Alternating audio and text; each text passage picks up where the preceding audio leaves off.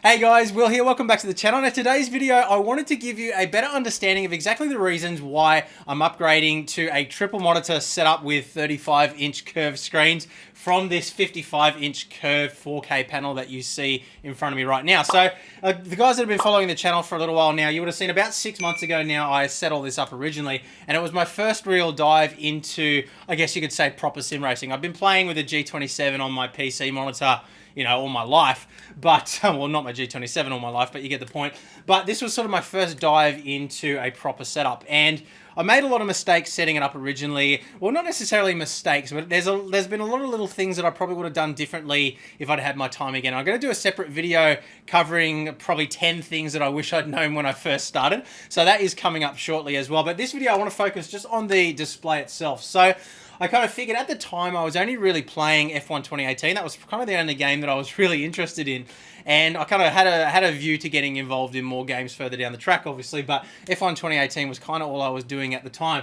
And so I kind of thought, well, field of view is not necessarily all that massively important, as long as it's wide enough that you can see what's going on around you.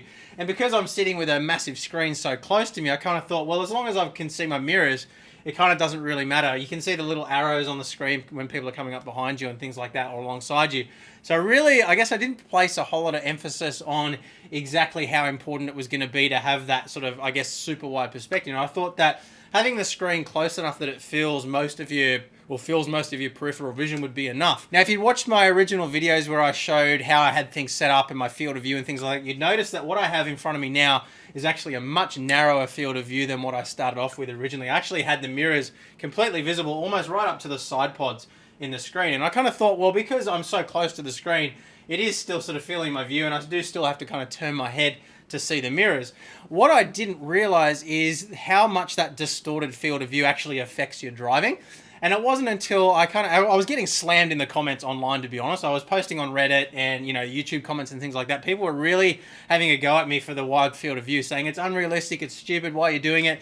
And I kind of, to be honest with you guys, I thought that it was just, you know, people being butthurt on the internet. But I kind of thought, what the heck, let's give it a try. So I set up my field of view properly, and I did find that it actually made me a lot faster and a lot more consistent around the track. Just having that perspective, being realistic, I guess. And it's hard to put my finger on exactly why.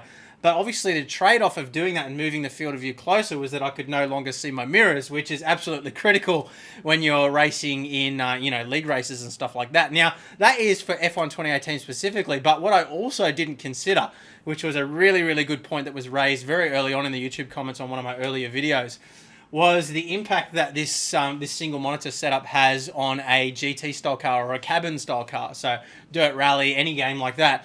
It really is limited, because what you're seeing is, you know, you're seeing in the windscreen, but when you're driving a car, obviously your eyes are fixed on what's directly in front of you, but you really, you look around the car a lot more, and you're aware of what's going on around you a lot more than you probably are conscious to. It's kind of like a subconscious thing that's going on. But when you're driving a real car, you know, you're looking in your mirrors, you're looking out your side, you kind of know what's going on around you a lot more than you do when you're running just a tiny little field of view looking through the middle like a window.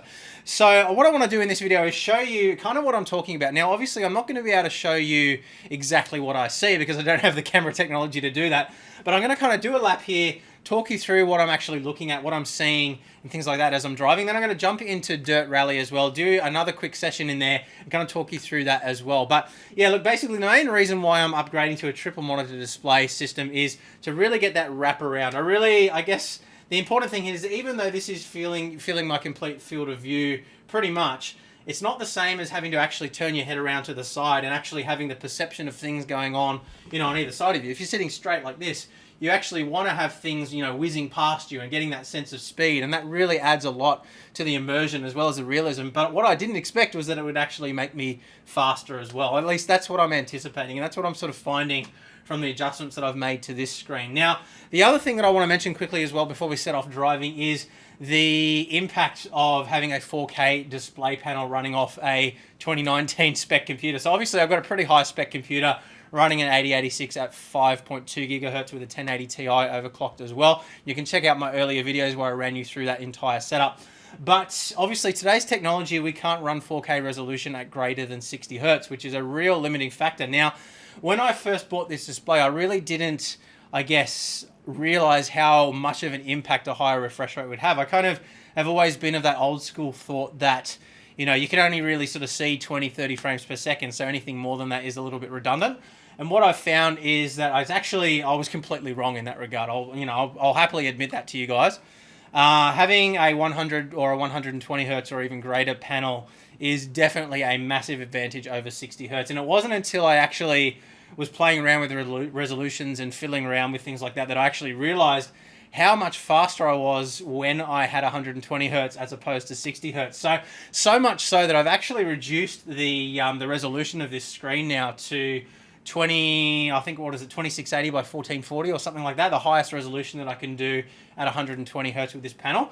I'm actually finding myself willing to sacrifice resolution for refresh rate, which is something that I never thought that I'd do.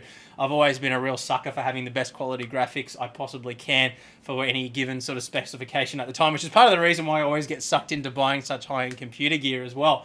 But yeah, I've been running for probably the past 2 months now at 1440p, just so I can run 120 hertz, and it has made an absolutely massive difference to my driving. Just in terms of the precision of my turn-in, things like that, I'm really finding it's making a massive difference compared to what I would have ever expected. Now, a little bit of that is to do with input lag as well, and we're obviously going to be touching on input lag in a little bit more detail once we've got the triple monitors set up. Now, it's not quite as bad as what you're actually seeing on camera, because obviously the shutter speed of the camera comes into play as well. But you can see there, when I turn the wheel, there is a little bit of lag there. And like it doesn't look like all that much, but it is significant when you're really getting faster and faster and faster, and you're really trying to squeeze out those hundredths and thousandths of a second around the course of a lap. It really does make a difference to your consistency as well as your lap times. When you have a little bit of lag in your input, really can make a significant difference. So I've really found my driving's improved massively since I've increased to 120 hertz. Now, obviously, also high-end computer monitors like the BenQ 35-inch widescreens that we're going to be using for this setup also have a much lower input lag than these displays do as well. This panel has about a 15 millisecond input lag, and that is not the response time, that's the total input lag between when you actually make a movement versus when you see something on the screen. Obviously, there is a difference between response time, which is the time that it takes for a pixel to respond to a signal, as opposed to the input lag, which is the total sum of all of the various different components. So the wheel, the time it takes for that data to transmit to the computer, then the computer to process it, to draw the frames, and then actually see something on the screen. So typically your input lag is greater than your response time, and a lot of people get confused about that, but we'll cover that in a lot more detail later on. So anyway, what we'll do now is we'll jump in, we'll do a quick lap, I'll talk you through what I'm looking at on the screen, and that should hopefully give you a better understanding of exactly the reasons why I'm super excited to step up to a triple monitor setup from this ultra-wide panel that I've been using for the last 6 months. So let's get stuck into it. Okay, so we're not going to be going for a hot lap or anything like that right now. I'm just going to sort of drive around and show you what I'm looking at roughly. So obviously as I turn in, I'm spotting my apex. I'm kind of aiming to get the inside. So as we turn right around here, I'll be able to show you as I go around the sharper part of the right hander. We brake in, get a little bit of slide going on here. Now as I turn in, I'm actually aiming for the white line to sort of be on the inside of that wheel there. So I'm actually wanting to run over the curve a little bit. But I'm finding, obviously I'm not really having to look over the wheel as much as I would on a triple display. And obviously I can't see my mirrors at all in this car. Now it's particularly bad on the Mercedes. There are some other cars that it's pretty terrible as well. But, I'm having to turn my head and glance to the side. And that's the comment that I made when I first started using this display over my Dell ultra-wide. But, I am having to turn my head to look at the mirrors. Like I'm going from straight where I sort of see out to about here. I'm turning my head to see there, or at least turning my eyes.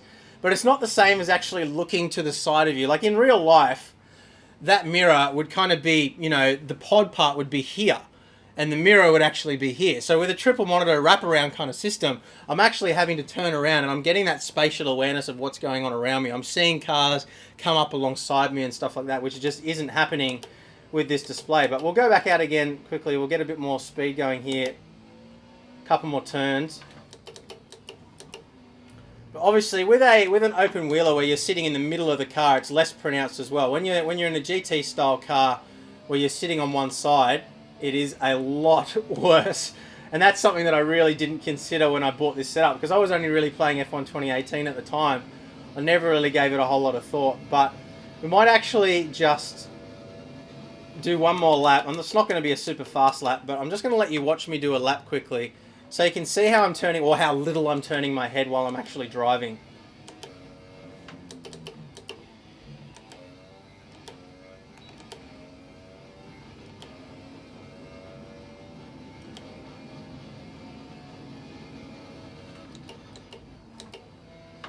It's been a week since I've actually played this game. I've been away on holiday, so I'm pretty horrendously slow at the moment, but that's okay. I've got to get a lot of practice in before this weekend's race. It'll actually be interesting for me to watch this back as well, see how little I'm actually moving my head around. I've never actually watched footage of myself playing from this perspective before.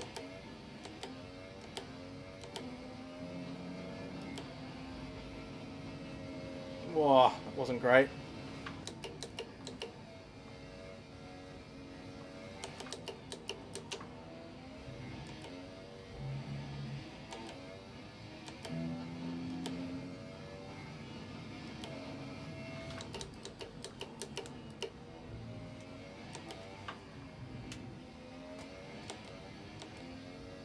Oh, it turned in a little late there. But yeah, to look in my mirror, all I'm doing is I'm just turning my eyes. I'm really not turning my head at all. Even to turn into apexes and stuff like that, I'm really not having to look around me as much as I think because I stepped up to such a huge screen straight away from just a normal computer monitor, the impact of having such a big screen probably exaggerated my response to it, if that makes sense. I kind of was like so amazed by how huge the screen was that I never really considered how much more realistic it would be if it actually wrapped around me. And I guess the other point, and I'll just quickly stop here as well, is that in this game in particular, everything from about here upwards is completely redundant on the screen. So having all of those extra pixels running above you there really doesn't mean much. And I mean, even in Dirt Rally 2, which we'll have a look at in a moment, you know, you're looking through a portal here, you're looking through the front of the car here, and everything from there up is redundant. So what's the point in having all those pixels being drawn up there? What's the point in having such a massive screen with it all sort of sitting up there? It really doesn't make a whole lot of sense. And it's the same deal with, you know, your ultra-wide monitors as well. A lot of people have been running those Samsung 49-inch ultra-wides, and they come out to, you know, sort of here as well. But again, like it's only that high, which is good, but you're still not getting that wraparound. You're not getting it come right along the side of you. You're not seeing cars come alongside you unless you've got your field of view set so wide that it's unrealistic. And it's kind of like what you're seeing in the cabin of the real car is what you would be seeing kind of, you know, here rather than here. So I guess that kind of hopefully makes a little bit of sense. So we'll jump in quickly now and have a look at Dirt Rally 2 to show you the perspective that you have inside that game and how that's kind of impacted by this display panel as well. Alright, so Dirt Rally 2. Now I apologise in advance for my lack of skills with this game. I really have not played this much at all, probably half an hour in total. I've kind of been waiting to get the triple monitors set up before I got into it, but you can see here straight away, you can't see what's going on the right-hand side of the car at all. Now, obviously, what's directly in front of you is what's important, but you just don't get that sense of immersive speed and everything of what's going on around you when you can't see there. And like, you want to turn your head to the right to sort of see things rushing past you, and you just can't see anything, which really takes away from that immersive experience, at least I think. So obviously, this nice big screen, everything in front is really nice and clear, but you know, if you really want to get buried in what you're doing, and I'm really, really slow at this game. We will get faster, I promise, as I spend more time with the new display and everything, but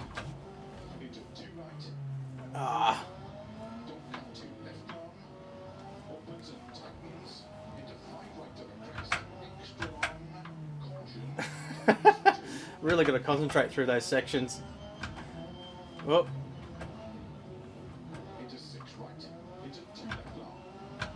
But yeah, because you're positioned on the left-hand side of the car, you just really have no sense of speed whatsoever. And we'll leave it there for now. I'm going to just crash off the side here and flip the car.